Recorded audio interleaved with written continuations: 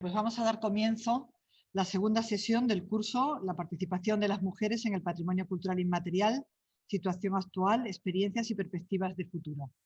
Buenos días a todos. Ya sabemos que ayer fue un día intenso. Llevamos el tiempo muy bien regulado ayer. A ver si hoy hacemos lo mismo, porque creo que es importante para todos, ¿no? Terminar a la hora que está establecido en el programa. Y vamos a comenzar la mañana. Ha tenido un pequeño problema la persona que era la María Luisa, que empezaba la primera de 9 a 9 y media, y vamos a intentar que lo haga después, seguidamente del segundo. Y nada, vamos a dar comienzo ya con Pablo González Torner. Pablo González Torner es el director del Museo de Bellas Artes de Valencia, el recién nombrado director. Es muy joven, como podemos ver.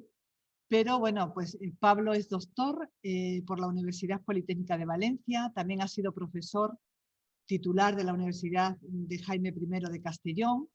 Ha trabajado bastante sobre fiesta barroca, concretamente sobre las fiestas barrocas en el Reino de Valencia, sobre fiestas barrocas en los reinos de Nápoles y Sicilia, y ha tenido una trayectoria importantísima desde el punto de vista, ha estado con estancias tanto en distintas universidades españolas como del extranjero, concretamente en la Sapienza, en Harvard.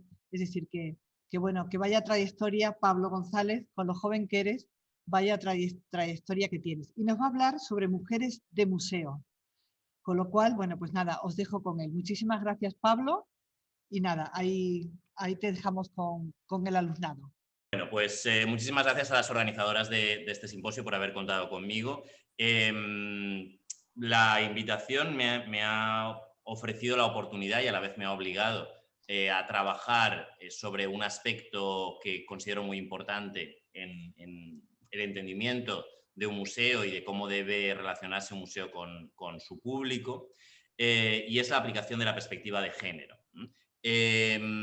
Como veréis, es una especie casi de planteamiento personal acerca de cómo debe afrontarse la inclusión de la perspectiva de género en el diseño de las colecciones y la museografía de un museo, con guiños hacia el patrimonio inmaterial, al que también puede encontrar su reflejo en las obras del patrimonio material, ¿vale? Y ya lo iréis viendo.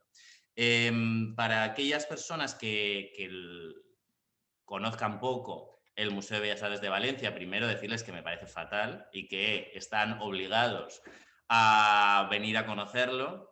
Yo les hago un salvoconducto para que puedan atravesar las miles de fronteras que entrecortan España en estos momentos, pero es una colección que presume desde antiguo con ser la segunda colección pictórica española, y desde luego, sea la segunda, sea la tercera, es una colección tremendamente rica, distribuida en un edificio muy complejo, que aúna un edificio histórico de finales del 17 y principios del 18, con una serie de ampliaciones a partir de los años 80 del siglo XX, y que tiene una característica fundamental desde mi punto de vista, que es un nivel alto, sostenido a lo largo de la historia.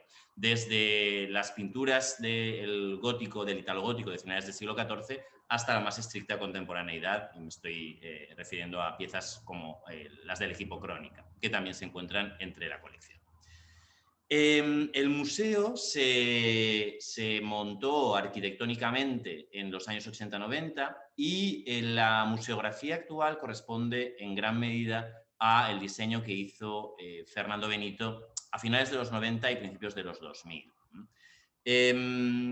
Corresponde, por lo tanto, a un momento distinto al actual en la aplicación de determinados criterios, ya no tanto en las piezas que se exhiben, como en cómo se establecen, la manera en la que se establecen la mediación entre esas piezas y los públicos. Eso no quiere decir que la inclusión de la perspectiva de género no se haya tenido en cuenta en los últimos años, antes de que yo llegara a la dirección del museo en septiembre de 2020, hace ahora 6 meses. Hay un proyecto en el que se incluyó el Museo de Bellas Artes de Valencia, que es el proyecto Relecturas, que tomaba en consideración las colecciones de diversos museos del entorno de la Comunidad Valenciana para intentar plantear relecturas de género. Se realizaron una serie de fichas. hay una web en la que están contenidas todas estas fichas. Realmente la aportación del Museo de Bellas Artes de Valencia es probablemente de las más ricas del conjunto de museos contenidos en esta iniciativa, y aportó una docena de piezas de diferentes momentos y diferentes géneros, a la que se aplicaron unos criterios que son los generales del proyecto Relecturas. Un proyecto que, debido a que debía amalgamar diferentes museos con contenidos muy distintos, lo que hizo fue establecer un modelo de ficha y un tesauro, en el cual se tenía que elegir un determinado contenido temático para la aplicación de la perspectiva de género en cada una de las piezas, de entre un amplio abanico de posibilidades. El tesauro y digamos, esta sistematización casi de tabla de Excel de la manera de afrontar la aplicación de la perspectiva de género a las piezas artísticas tiene una utilidad, y es homogeneizar equipos de trabajo que son muy diferentes, pero de alguna manera constriñe la manera de afrontar esa perspectiva a una carencia de singularización en las piezas concretas. Y desde mi punto de vista, cuando se trabaja en equipos amplios y con gente que trabaja, que entra a colaborar de manera puntual solamente para el desarrollo del proyecto, se suele caer en una cierta banalización de la aplicación de la perspectiva de género, que yo creo que a estas alturas debería estar superada. Y me refiero, por ejemplo, he cogido dos piezas, esta Magdalena Penitente, ¿vale?, de Pedro Rente, que es, desde mi punto de vista, una de las piezas más relevantes de la colección del Museo de Bellas Artes en lo que respecta al barroco. Se ha mantenido un discurso que hace hincapié exclusivamente en la visión de la mujer como pecadora que ha de redimirse por la fe. Un básico que yo creo que está superado, pero se cae incluso en otras banalizaciones que me parecen hasta peligrosas. Y es el afrontar una pintura de Vicente López en la que dos militares aparecen cogidos de la mano como símbolo de un pacto casi marcial, y el comentario se centra en la aplicación de una perspectiva del siglo XXI a un cuadro del siglo XIX, porque van cogidos de la mano. Y creo que eso es muy banal y muy superficial. Creo que no se debe caer en eso. Creo que se debe ser más profundo en el análisis de los roles de género, la perspectiva de género aplicada a las obras de arte, e intentar profundizar mucho más. Creo que hay relecturas que a estas alturas del siglo XXI deberían estar superadas. Es decir, ya bien, sí, todos sabemos que hay muchos desnudos en la historia del arte, y que la vieja historia Eva Lilith es una historia fruto de una visión heteropatriarcal de la sociedad. Pero es que eso ya se lleva diciendo 70 años. Y hay que ir más allá. Incluso hay que ir más allá de la interpretación de determinados mitos, como el de Judith, como esa emancipación de la mujer porque le corta la cabeza al varón. Sigue siendo, pues, como la visión de Artemisia Gentileschi, una visión un poco simplista que está, desde mi punto de vista, ya un poco superada. ¿Qué ocurre? Que para avanzar más en la aplicación de la perspectiva de género en las colecciones de un museo, es fundamental conocer bien las colecciones, saber mucho de historia del arte y de contexto histórico-social, para saber de qué manera se puede singularizar el discurso con respecto a una obra de arte. ¿Y qué es aquello que, desde el punto de vista de la perspectiva de género, puede ser exprimido de una determinada obra para, de alguna manera, extraer una enseñanza acerca del género, de los roles de género y de una visión heteropatriarcal de la sociedad, que es la que ha primado a lo largo de la historia? Y me explico.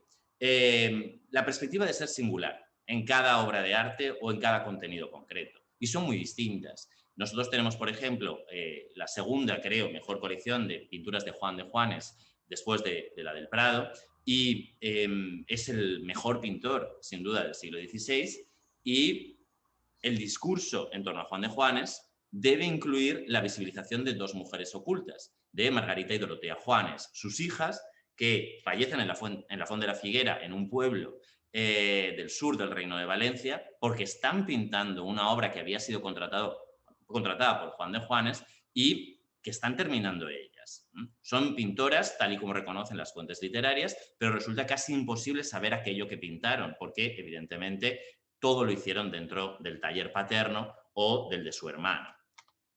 Debemos también hacer frente a otras mujeres fuertes y a lo que significan estas mujeres dentro del discurso museográfico. He elegido la Santa Águeda de Massimo Stanzione porque es una obra de calidad altísima. Hace poco colgamos en la web del museo un vídeo con una especialista en perspectiva de género que hablaba de la figura de Santa Águeda como, ya desde su configuración como mártir en el siglo III, una figura de resistencia femenina al heteropatriarcado, y creo que esto debe ser resaltado, pero además Santa Águeda desde luego me permite hacer un guiño al patrimonio inmaterial, no solamente porque es la capital de Catania, la patrona de Catania, perdón, aquella que protege a la ciudad de los terremotos y que además debería ser, desde mi punto de vista, estudiado con más profundidad, porque es muy curioso que una isla que es a la vez un reino, como es Sicilia en el siglo XVII, reconstruya toda su religiosidad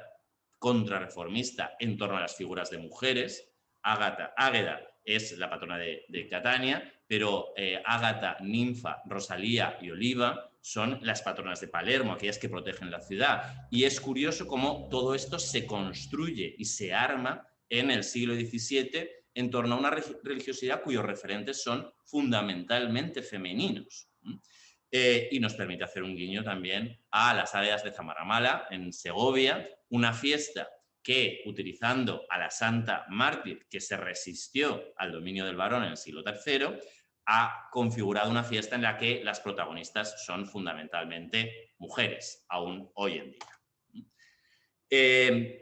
Siguiendo con esta línea, hay otros conceptos, otras obras que, partiendo de esa capacidad de Santa Águeda para resistirse al varón, llegamos al culmen, la Inmaculada Concepción y la construcción de la devoción a la Inmaculada Concepción en el siglo XVII, un tema en el que he trabajado mucho y en el que he disfrutado mucho trabajando. Tradicionalmente se ha entendido la propuesta de la devoción a la Inmaculada Concepción como, al contrario, una imposición heteropatriarcal de un modelo de virtud femenina que se estaba proponiendo a las mujeres para seguirlo. Pero la Inmaculada Concepción puede entenderse en el sentido contrario, como una capacidad de la mujer para sustraerse al varón y alcanzar la perfección por sí sola. De hecho, el planteamiento de la devoción a la Inmaculada Concepción, que será dogma solamente en el siglo XIX, propone a una mujer como corredentora de la humanidad, como nueva Eva, casi al mismo nivel que Jesucristo. Y de nuevo tenemos un enorme guiño a la cultura inmaterial. También en el caso de la construcción de la devoción a la Inmaculada Concepción, es fundamental el desarrollo paralelo a la promoción por esta advocación mariana, la promoción de las fiestas, que van haciendo que toda la sociedad se implique y que la Inmaculada Concepción se convierta en la heroína del pueblo español, hasta el punto que en el siglo XVIII Carlos III la declara patrona de todas las Españas. Ya lo era de los tercios de Flandes, ya lo era de muchas ciudades, pero es de nuevo un recurso a una religiosidad netamente femenina y que además, en este caso, se caracteriza por ser esencialmente un rechazo del varón para la concreción de la propia identidad. Bueno, estos son los casos de las fiestas de 1662 en Valencia, que son verdaderamente espectaculares y de las que afortunadamente tenemos mucha información gráfica y pictórica.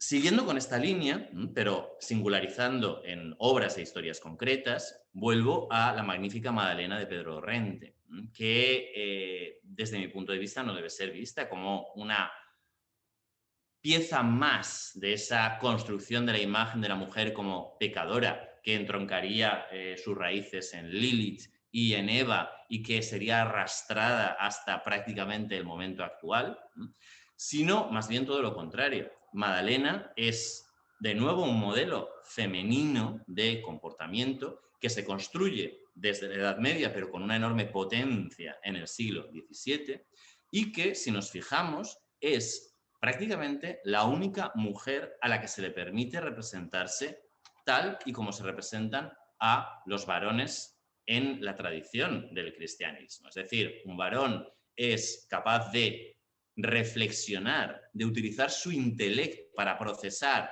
la negatividad de ciertos aspectos de su vida, realizar un acto de contrición y reproponerse al mundo como una figura más perfecta de lo que había sido antes. Es lo mismo que está haciendo San Pablo Ermitaño, es lo mismo que está haciendo San Onofre y que Madalena por fin puede hacer en el siglo XVII. Un paso previo a la gran revolución femenina de nuevo en el siglo XVII, que es la mujer no solamente reflexiva y que utiliza su intelecto para pensar y transformarse a sí misma, sino la mujer que no solamente piensa, sino que además lo escribe. Y de nuevo estamos utilizando obras de arte, pero singularizando, en este caso, en la figura de Teresa de Jesús, que es reclamada en el siglo XVII como doctora de la Iglesia, al nivel de otros doctores tradicionales de la Iglesia, algo que no había ocurrido jamás. Una mujer que, no olvidemos, en el XVII llega a disputar a Santiago el patronazgo de las Españas. Es copatrona de España durante un periodo hasta que la Catedral de Santiago, el arzobispado, etcétera, monta tal lío que se acaba retirando el copatronazgo, pero que además representa una oposición entre dos visiones de la religiosidad que son muy distintas. Una visión femenina e intelectualizada y una visión de Santiago que está heredada de la Edad Media y que se repropone de nuevo en el siglo XVII como un Santiago guerrero, un Santiago matamoros, que no tiene absolutamente nada que ver con el carácter, digamos, muchísimo más intelectual y amable de la reforma carmelitana que propone Santa Teresa. Llegamos con esto a, me gustaría terminar con algunas visiones más contemporáneas y que también me van a permitir enlazar probablemente con una visión mucho más actual de las problemáticas de género y de su manera, la manera de hacerles frente en un mundo más actual. En el siglo XIX, la colección del Museo de Bellas Artes de Valencia es también verdaderamente fantástica y aquí en diferentes momentos se pueden tratar también problemáticas muy distintas. Obviamente la pintura en la que se puede extraer enseñanzas acerca de la visión de la mujer y de cómo ésta se integra en la sociedad y cómo forma parte más o menos de la cultura inmaterial de una sociedad, no se sustrae a ciertas líneas que atraviesan toda la pintura de finales del XIX y principios del siglo XX. Es lo que puede verse en esta magnífica pintura llamada Floreal de José Pinazo, que es una pintura que genéricamente viene clasificada como costumbrista, pero que en realidad lo que corresponde es a esta construcción que atraviesa esos momentos de lo que es la patria. Algo que ha preocupado durante todo el siglo XIX, pero que de alguna manera cristaliza muy a finales del siglo y sobre todo durante los primeros años del XX. En este caso, esta pintura floreal obviamente está simbolizando la patria valenciana, ese concepto abstracto, a través de unos tipos que se consideran característicos. Van vestidos de valencianos y valencianas, no los llamemos falleras, que si no se meterán conmigo. Van vestidos de valencianos. Si nos fijamos en esta especie de glorificación idealizada de la patria valenciana, el hombre es completamente accesorio. Sirve tan solo para llevar un estandarte frutal. Pero las esencias de la patria, en el caso de José Pinazo, se entienden completamente como un elemento femenino. Son 5 mujeres de edades distintas las que, además, mirando al espectador, le retan a ver en ellas las esencias de lo que es ser valenciano. Es interesante este cuadro, no solamente por la patrimonialización femenina del concepto de valencianía o del concepto de patria, sino que este cuadro tiene otras muchas lecturas. Para empezar, en la textil, si nos fijamos, todas las mujeres van vestidas con trajes de valenciana realizados con espolines, algunos de ellos de la fábrica Garín, que sigue todavía en funcionamiento en una localidad pequeña cerca de Valencia, Moncada, y que es un patrimonio textil que es grandemente femenino, a pesar de que evidentemente en los telares trabajan hombres. Es un patrimonio que tiene muchísimo que ver con la inclusión de las mujeres en el mundo laboral ya desde el siglo XVIII.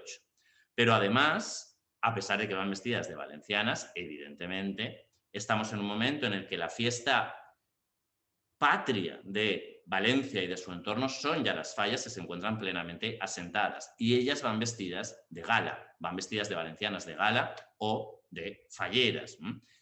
Y aquí conviene un poco reflexionar también acerca del papel de las mujeres en esta parte tan importante de la cultura inmaterial de Valencia y que es ya patrimonio de la humanidad por la UNESCO.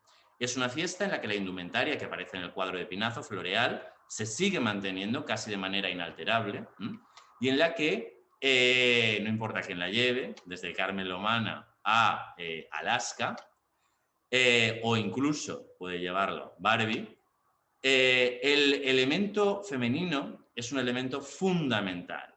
Toda la fiesta se articula en torno a la devoción a la Virgen de los Desamparados, y el hombre es un elemento completamente residual. No existe en la relación de los participantes en la fiesta, las participantes en la fiesta, con la divinidad, con la Virgen de los Desamparados, no existe en toda la parafernalia de vestuario, no existe en los actos principales que recorren la Semana Fallera, sino que son exclusivamente mujeres las que lo protagonizan. Y por cerrar, hay muchas más salidas en la pintura del siglo XX que se pueden aplicar.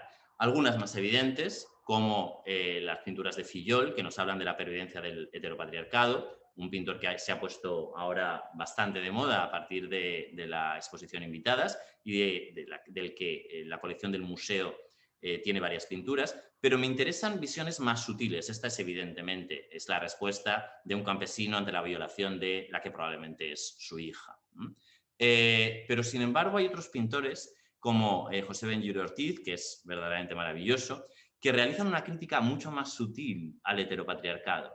Y es fundamentalmente a raíz de mediante la aparición de mujeres, no de ofensas sobre mujeres, sino de roles de género que se mantienen en la Valencia de principios del siglo XX y que presentan a las mujeres todavía como figuras casi ancladas en el antiguo régimen, como verdaderas cucarachas. Algo que José Benlliure sabe captar muy bien, algunas veces de manera más cruda, como en esta anciana con un candil, y otras de manera más sutil, representando la vinculación de la mujer todavía con una religiosidad tremendamente arcaica que sigue viva en los primeros años del siglo XX. Por cerrar, en este siglo XX hay muchas mujeres de las que se puede hablar en primera persona como pintoras, algo que probablemente no se puede hacer en los siglos anteriores en gran medida con las colecciones que posee el Museo de Bellas Artes de Valencia. Un caso claro es el de María Sorolla, que es una artista atrapada entre hombres, entre su padre Joaquín Sorolla y su marido Francisco Ponsarnau, y de la cual conservamos obra en las colecciones del museo de muy buena calidad, pero es necesario contar que al estar atrapada entre un padre famoso y un marido famoso que se dedicaban a la pintura, María jamás se dedicó de manera profesional a esta profesión. Y muestra que a principios del siglo XX todavía las opciones realmente para una mujer para aparecer en pintura seguían siendo o ser o la chula o la novia, es decir, siempre o la artista que era representada por su arte, pero que no se pintaba a sí misma, o una mujer en un rol todavía tremendamente tradicional. Habrá que esperar mucho más adelante para que las mujeres artistas tomen conciencia de su propia importancia, y tenemos un claro ejemplo en la creación de los autorretratos, que son prácticamente todos masculinos durante el siglo XX, hasta llegar a la figura de Manuela Ballester. No debería decir esto, pero para aquellos que no la conozcan, es la esposa de Josep Renau, mucho menos conocida que su marido, pero en exilio como él, y una fantástica pintora cuya historia también merece ser contada en las paredes de este Museo de Bellas Artes de Valencia. Muchísimas gracias.